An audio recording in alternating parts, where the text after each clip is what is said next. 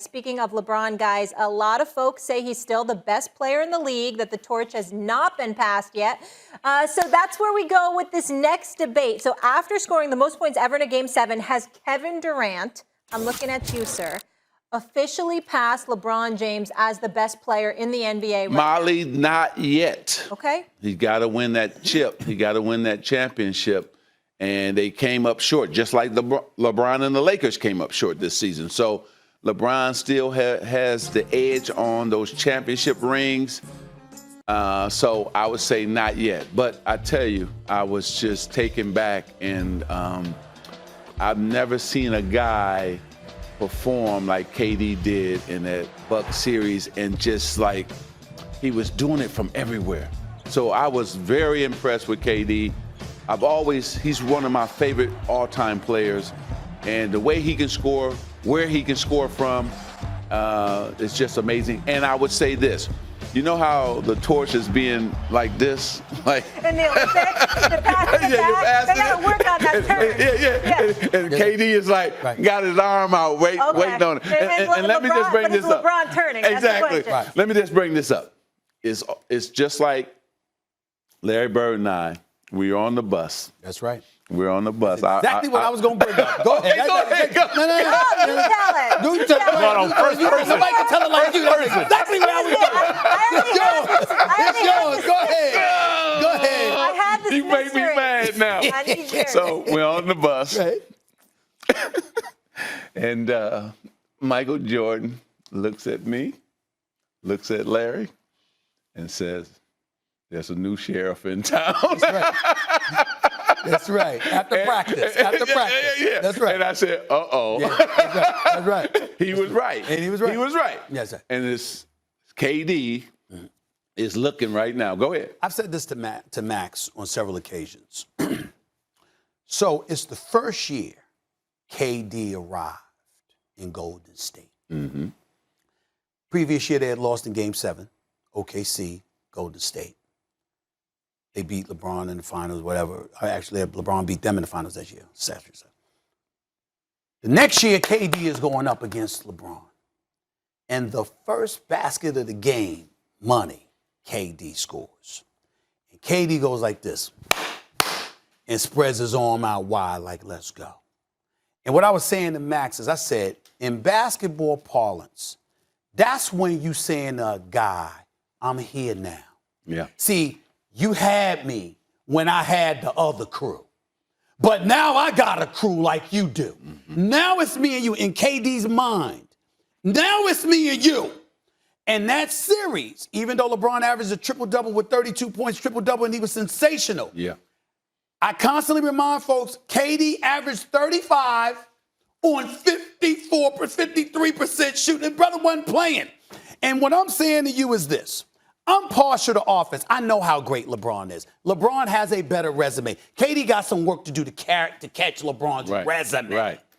But I'm talking talent. Mm-hmm. And when I look at the offensive talent of Kevin Durant, and I think about those 38,000 points that Kareem Abdul-Jabbar scored, I look at one guy in this league that if he sat up there and said, you know what, I feel like, I think I'm going to catch this record. If he decides, I just think I'm going to catch this record, he's going to do it because he's just that unstoppable. To be the sniper that he is at 6'11" with a 7'6" wingspan, who can finish at the free throw line. Let me say this real quick because we're going to run out of time real quick. I'll put it, what's real barbershop talk? It's basketball and boxing for the most part, right? Mm-hmm. So let me make this barbershop for a second. Sure. LeBron had the undisputed title. Mm-hmm. There was no dispute to his claim, right? Yeah. It's like Tyson Fury when he beat Klitschko. He's the undisputed champ. Then he went away for a while and Anthony Joshua was coming up, right? Now there's a dispute. Whoever you think is champion, there's a dispute at least, right? LeBron, the title has not been taken, but there's a dispute. KD, the way he just played, has a legit dispute, has a legit claim that, hold on, I'm number one, and LeBron's going to have to go out and defend the title again next year. It's up for grabs. He's not the undisputed champ anymore like he was. I thought he outplayed KD in that first series with Golden State and Cleveland. I think you're right. Now there is a debate where before there was never a debate. Yeah. And so it's going to be interesting next year for both of them, right? Can we finally see LeBron and the Lakers against Brooklyn and the Nets? Because we thought we were going to see that this season. But what has happened this season has been great for basketball. Atlanta Hawks, new teams, new superstars. Now, Trae Young is a superstar, not a star anymore. Devin Booker is a superstar, not a star anymore. So this has been great for the Smaller league. markets like Milwaukee, a lot of teams we didn't expect. And then let's give him love, because the Greek Freak is a different player than he was the last couple playoffs. He finally understands what he has to do to be effective when they build that wall against him. And Chris Middleton, let's give him love. That guy is real at closing the games for the Milwaukee Bucks. Thanks for watching the. As soon as today. Meanwhile, Anthony Davis says he still believes in the pairing with him and LeBron James to make a run. Quote, I think us two can. We've shown that we can. I don't know that's something we just have to reevaluate in the offseason. Upstairs, me and him talking about the season and what we would like to see next season and kind of just figure it out. Perk back here with us.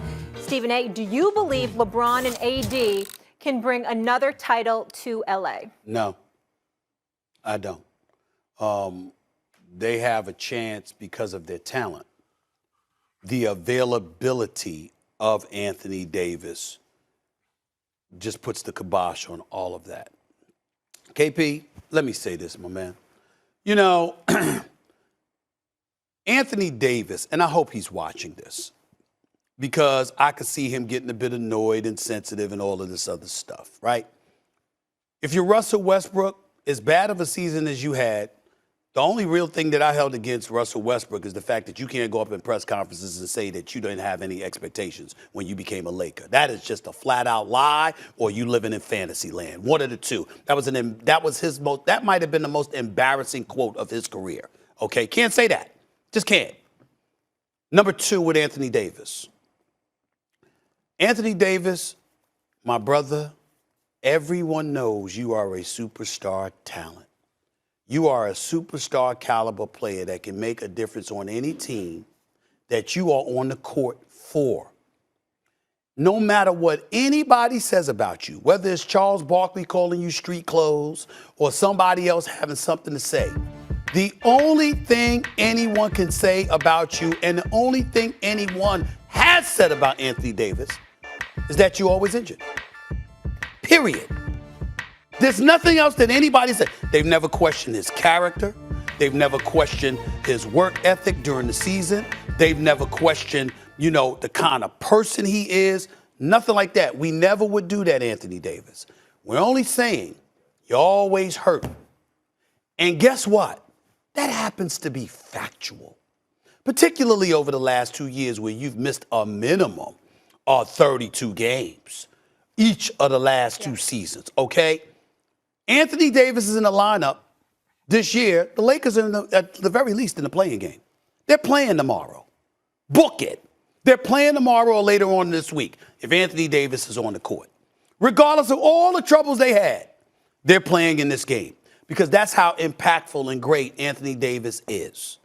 The fact is, you haven't been healthy, and there are people who question what level of commitment he gives to his strength and conditioning during the offseason to prepare it. There are guys, and I was saying this to this wonderful person that I had dinner with last night when we were talking about this stuff. There are guys who get ready, and there are guys who stay ready. Yeah. LeBron James stays ready. Yeah. Floyd Money Mayweather stays ready. Kobe, God rest his soul, stayed ready. Okay? Michael Jordan stayed ready. And then you have people who show up when it's time to get ready. I get it. But they haven't been living like they stay ready. Anthony Davis is one of those guys that looks like he's getting ready as opposed to somebody who stays ready as it pertains to his conditioning and his strength. And that is why people question his durability. It's the only question anybody has labeled in his direction. But it is a legitimate question, and you have to live with that because we have history right in front of us. No, he missed 42 games this season, which is half of the season. Yeah, Big Perk, I was staying ready when I was in the gym 5 a.m. this morning. Your thoughts?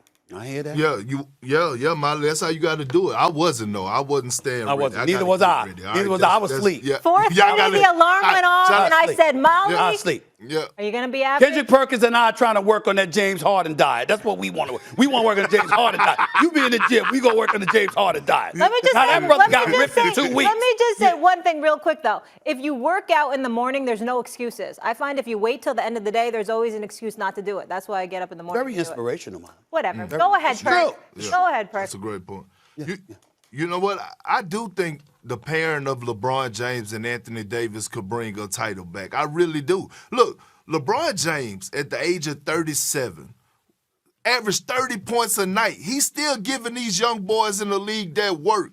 And if Anthony Davis, and I get it, Stephen A., it's a big if because of his history, as far as his injuries and things of that nature. But if AD could stay healthy, yes, those two combined healthy, yes, they could win a championship. But it all depends on what we talked about at the top of the show. What is the front office going to do? What is LeBron James going to do? Because he played a role in assembling this team that they had this year too. So he can't get off the hook as well. And I love LeBron. I love what he brought to the floor, brought to the table on the floor. I didn't like his offseason additions off the court. That's another story. But it comes down to what is Rob Pelinka, how they're going to construct this roster, what culture they're going to bring in. And I get it. It's a lot of ifs. But I'm not giving up on these two as far as them being able to handle their business and deliver a championship because LeBron James is not going anywhere anytime soon. The same stuff that he showed us this year, he's going to show us next year. The way that he played at the extremely high level, if the Lakers had a better record, we would actually be talking about LeBron James as an MVP candidate. That's Steve true. A. I totally agree with you. I was doing my All-NBA list, and I said to myself, I get it. There's 16 games under 500, but how can I not reward LeBron James for making an All-NBA team? One of them. I didn't say first team or second team, but just one of them. That's how special he has been this season. But look, to Anthony Davis' injuries, I get it. We want availability. And you and I had this conversation over this weekend, right? Yep. You and I had this conversation over this weekend. Yeah. It's certain injuries, though, that he had, and I had to think about Freak it. injuries. That was kind of unfair to him. Yeah, like he couldn't control the rolling on somebody's foot far as with his ankles and things to that nature. But look, I would tell Anthony Davis this. If you're going to go out there and talk that noise and say, yes, we can win another chip and we can do some things and do some damage if, we stick together.